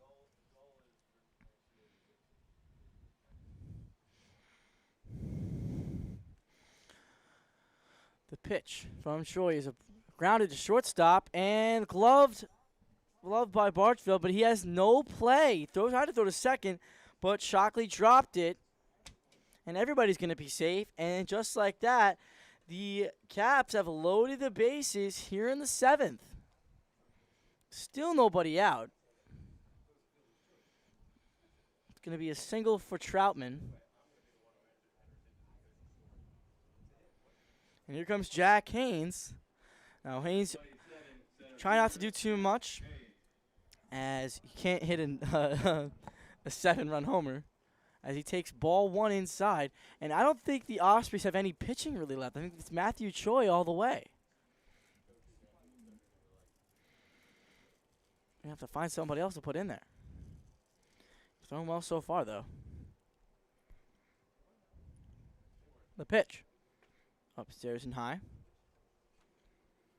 Haynes takes.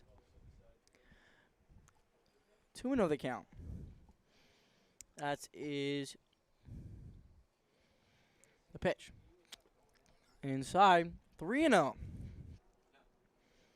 So Papora walked, Hernandez walked, and Troutman singles on the infield. The 3-0. Oh, that's going to be a strike on the outside corner. Do you have any doubt about that? 3-1 the count. 3 balls and a strike to Jack Haynes. Kicks the pitch. Swung on, grounded, foul up the first base line. And now he's ahead in the count. The count is full 3-2.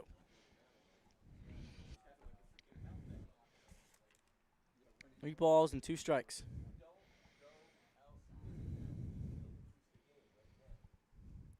Troy kicks the pitch.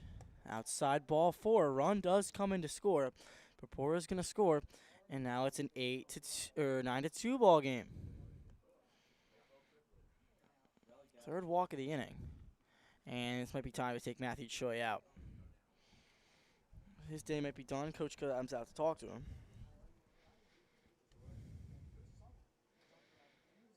A 9-2 game.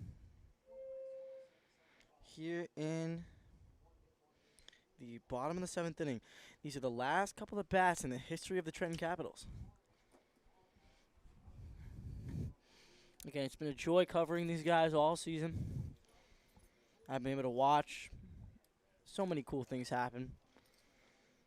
Like Jake Kimmich getting thrown out from center field. As these guys come up, I'm going to give them my favorite memory. The 3-2. Well, actually, the first pitch to Jake Kimmich is outside. 1-0. Number 1, left fielder, Jake Kimmich. Kimmich today is 0 for 2. He's walked, popped up to second, and struck out as he takes strike 1. 2-1 the count to Jake Kimmich.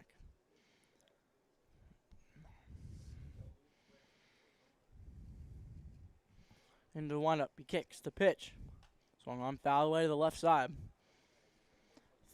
2-2 the count on Kimmich. Troy finally able to find the zone. Keep the line moving, boys. Troy into the windup, the pitch. Inside, 3 balls and 2 strikes on Jake Kimmich. No hits in the inning, a run scored, 3 walks so far. And this is a huge at-bat. This could be big, despite them being down 7 runs. The payoff pitch from Troy. Swung on, rip, and it gets past the first baseman, Angelo, into right field. 1 run scored. Troutman's around third. He's going to score, and the throw gets past the catcher. Jack Haynes stays put at second, and that's going to be a 2-run single for Jake Kimmich. And now it's a 9-4 game.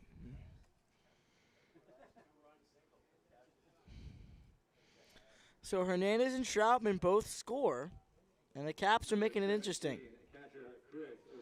Here comes Chris Rader. My favorite memory of Chris Rader is when he hit that double in the All-Star game when it ended up winning him co-MVP. And watching him do rock, paper, scissors to Ryan Murphy as the pitch to Reader is inside. 2-0. 1-0, not 2-0, 1-0. Troy looks at Jack Haynes at second. The pitch is swung on, grounded through the hole. Ooh, it's gloved by third baseman, but they have no play, and that's going to be another single. So the bases are loaded once again, and that's going to bring up Chris Reader, or Jake Simpson rather. Reader's just singled. The tying run, funnily enough, don't look now, but it's on deck.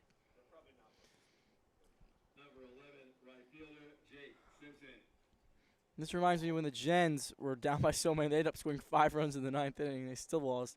But they actually had a new pitcher as Simpson takes off high ball 1. The 7th hitter of the inning.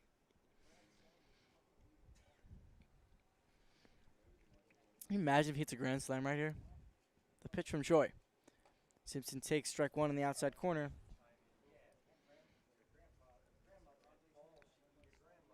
This would be the comeback of the century if the Caps can do this. But we'll see. There's still nobody out. The pitch from Troy. Simpson takes down low, 2-1. A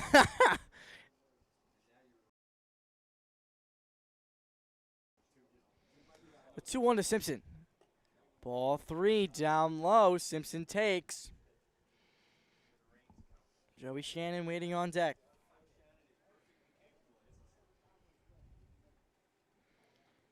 Simpson waiting. The 3-1 pitch. He grounds 1 to second base. This could be 2.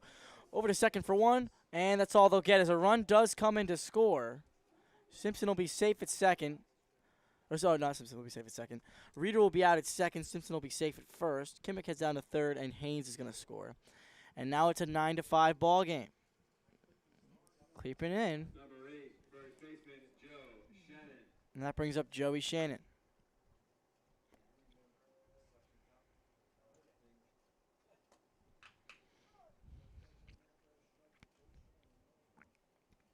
First pitcher Joey Shannon is a strike on the inside corner, 0-1. 9-5 game. There goes Simpson. The pitch is upstairs, and Simpson takes the bag. Count moves to 1-1 on Shannon, who was 1 for 3 today. He singled, struck out, and flied to right.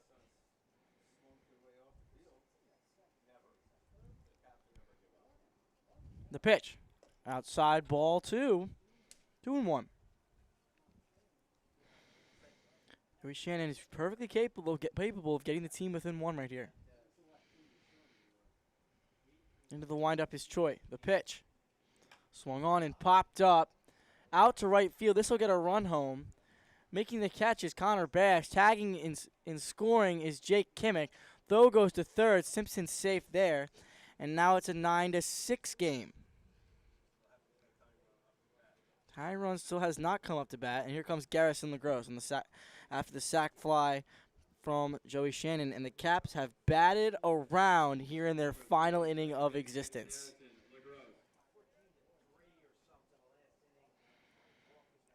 Simpson at third. LaGrosse trying to start another rally here. Troy kicks the pitch. LaGrosse takes up and in, 1-0. Caps are down to their final out. Tying runners on deck in the form of Mark Propora, who walked to start off this inning. LaGrosse swings at a pitch down below his knees, and the count moves to 1-1.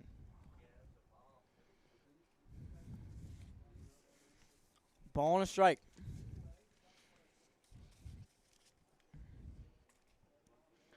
The pitch. Down low. 2-1 the count on LaGrosse.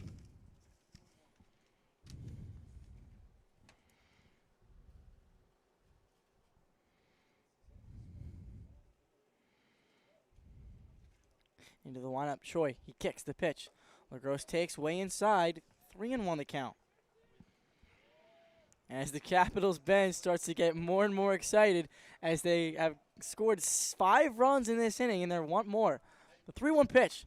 Ground ball, broken bat on his way to third base. Picked up by Manette. Throws across in time. And the game is over. The Ocean Ospreys win the final game of the regular season against the Trenton Capitals. And they win 9-6.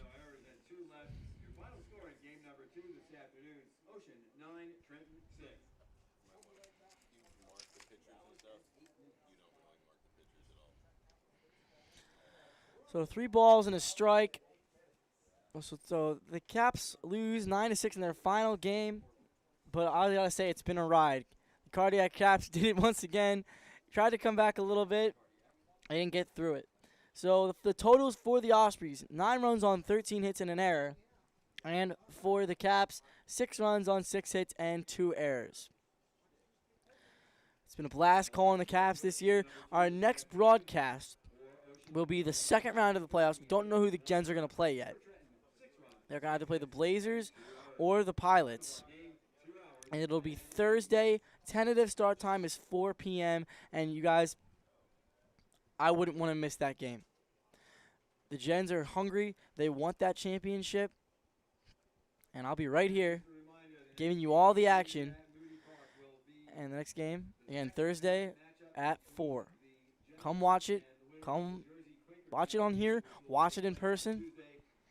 But again, one more time, thank you to the Trenton Capitals for a beautiful season, beautiful inaugural season. And I'm JC Calavita.